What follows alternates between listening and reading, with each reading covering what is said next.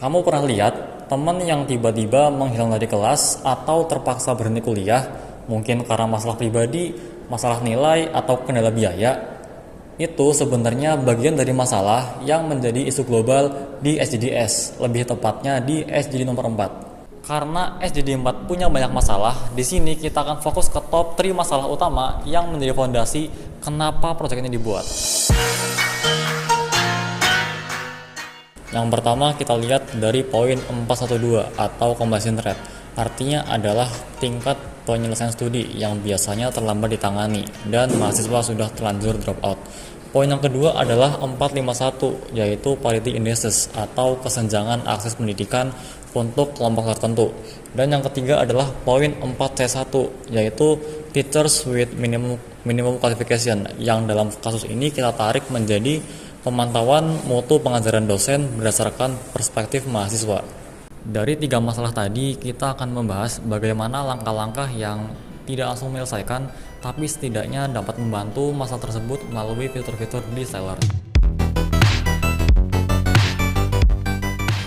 Fitur pertama adalah deteksi dropout. Di sini ada 13 kolom yang wajib diisi agar mesin learning bisa memprediksi kira-kira teman-teman ada kemungkinan dropout atau tidak. Di sini mulai dari lokasi tempat tinggal, pendapatan, bantuan beasiswa, jarak ke kampus, masalah internet, skor motivasi belajar, tingkat stres, keselarasan karir, dukungan keluarga, tingkat kehadiran, nilai ujian, jumlah mata kuliah yang mengulang, dan kualitas dosen. Berdasarkan data ini, maka kesimpulannya adalah kemungkinan untuk dropout sangat tinggi di angka 95%. Maka dari itu, katakanlah mahasiswa ini sudah melakukan konseling dan tingkat stresnya menurun jadi sedang. Maka hasilnya adalah ada peningkatan lebih baik namun masih dalam risiko yang tinggi. Kemudian katakanlah dia ikut sesi konseling lagi dan tingkat stresnya turun menjadi rendah.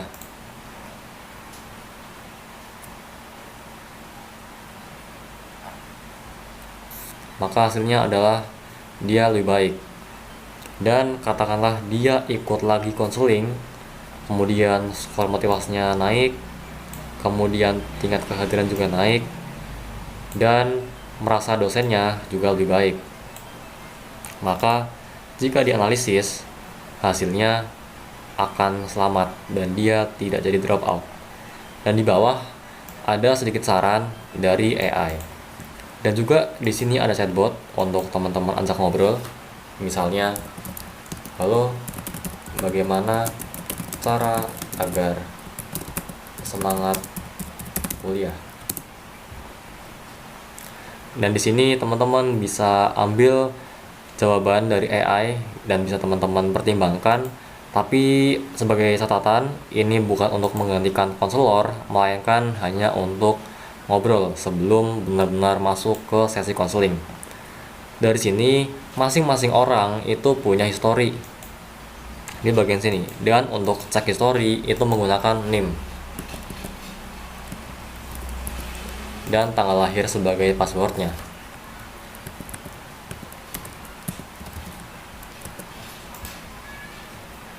Dan di sini semakin turun maka dia semakin selamat.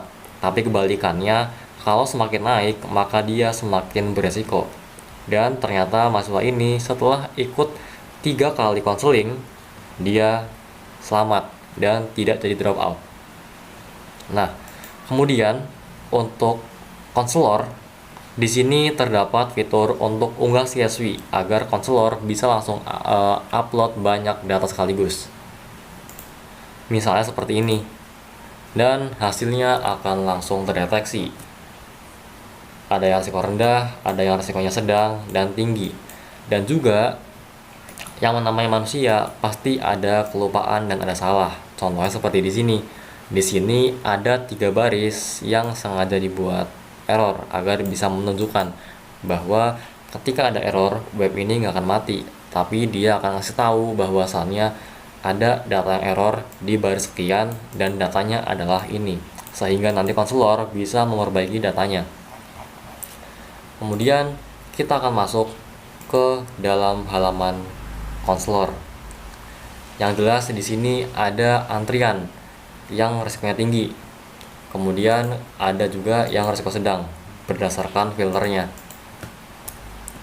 Dan masing-masing itu bisa dikelola. Misalnya saya mau ngelola mahasiswa yang ini 46. Contohnya di sini mahasiswa 46 mau saya kelola. Misalnya saya mau atur jadwal untuk konseling, katakanlah dia mau ketemu saya tuh hari Jumat tanggal 24. Oke. Hari Jumat jam setengah 6 sore dan simpan jadwal. Kemudian dia akan terjadwal.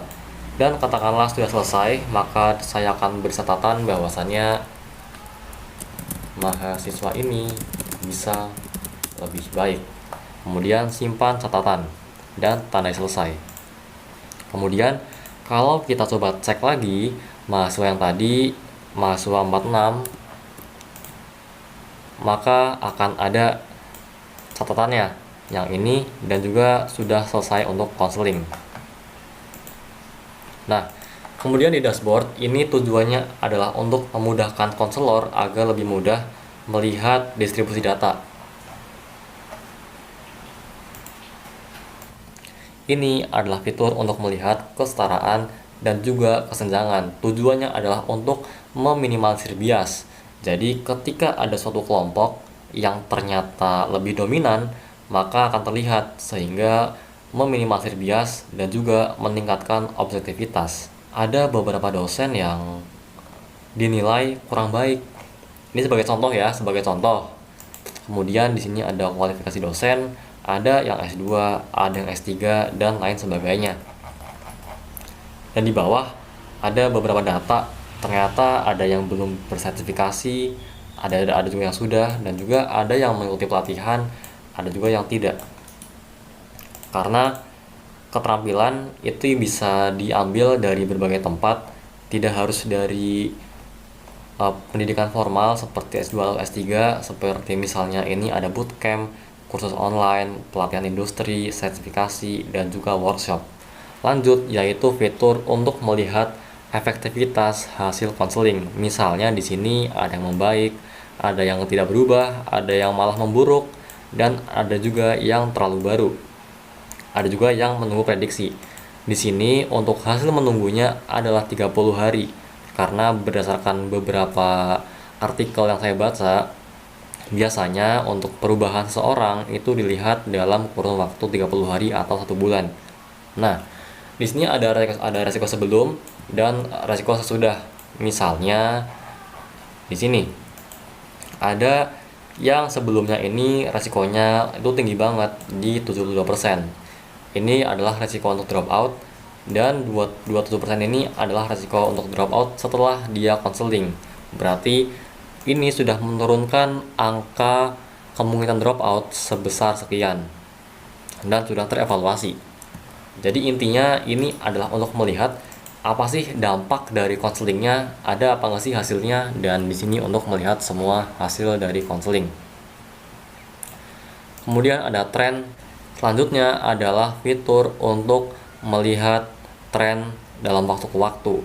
Katakanlah di sini ada tren dalam 24 minggu, bisa juga 12 minggu, 8 minggu, atau 4 minggu. Nah, di bawah ini adalah tren intervensi bulanan, yang artinya adalah ini adalah jangka waktu 1 tahun dari hasil konseling.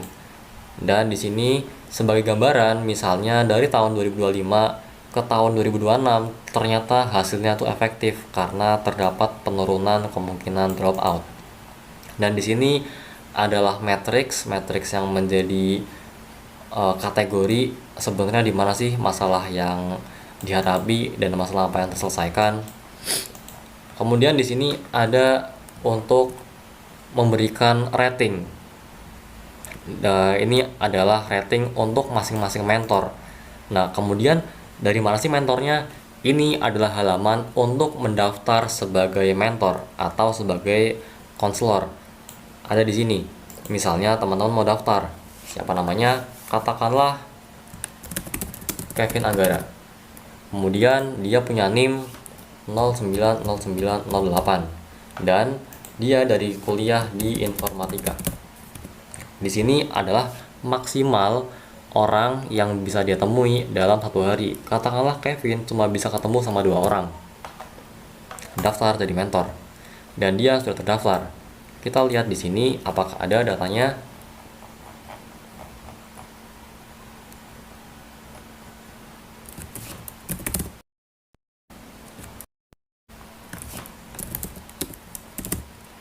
Dan ini adalah data yang sudah terdaftar tadi. Dia sudah terdaftar menjadi mentor di sini. Dan kalau dia mau nonaktif atau mau resign, tinggal di nonaktifkan saja. Kemudian sudah tidak ada Kevin lagi di sini. Nah, kalau ini adalah riwayat sesi dari masing-masing mentor. Katakanlah mentor dari mentor Ibu Wulan ini ternyata sudah selesai melakukan mentoring, dan yang dia mentorin adalah mahasiswa ini sudah selesai, dan catatannya adalah latihan wawancara kerja. Dan kalaupun ada yang mau diedit, itu bisa, misalnya ratingnya itu jadi 4, kemudian statusnya dibatalkan atau dijadwalkan, dan catatannya adalah konseling karir, simpan. Dan di sini sudah teredit. Yang tadi jadi 4 dan catatan juga berganti, konseling karir. Jadi itu dia untuk fitur-fitur dari segi konselor. Ya lah bikin ginian doang. Emang ada yang pakai? Ada, dan pertanyaan itu yang akan membawa kita ke segmen berikutnya, yaitu testimoni, kritik, dan saran. Halo, perkenalkan nama saya Hasriwan Nugrahini. Saya adalah konselor di Telkom University Purwokerto. Tadi saya sudah mencoba style learning yang dibikin oleh teman-teman mahasiswa. Dari hasil yang saya coba, gitu ya, hal ini saya rasa cukup bisa membantu kami di unit konselor untuk membantu deteksi awal mahasiswa, apakah dia bisa studi dengan baik ataukah mungkin ada kendala yang mereka hadapi. Hal ini sangat membantu kami untuk mengkategorisasikan gitu ya, mana sih teman-teman yang mungkin butuh untuk kita bantu lebih jauh lagi dan mana teman-teman yang sudah lebih baik. Tetapi mungkin ada beberapa rekomendasi atau saran yang bisa saya berikan gitu ya. Yang pertama, saya cukup sulit saat saya memasukkan data yang berupa range gitu ya, karena saya harus menggeser kursor yang itu terkadang cukup sulit untuk pas posisinya di angka yang saya harapkan. Mungkin itu bisa menjadi pertimbangan gitu ya. Itu yang pertama. Kemudian yang kedua adalah pada website yang teman-teman mahasiswa perkenalkan kepada saya ini masih belum ada perbedaan gitu ya, atau tampilan untuk akun yang mungkin hanya bisa diakses oleh mahasiswa dan mana yang hanya bisa diakses oleh konselor. Itu mungkin jadi kurang terlihat lebih jelas gitu ya perbedaannya seperti apa. Mungkin ini bisa menjadi tambahan juga yang insya Allah akan membantu mempermudah baik dari siswa ataupun kami sebagai konselor.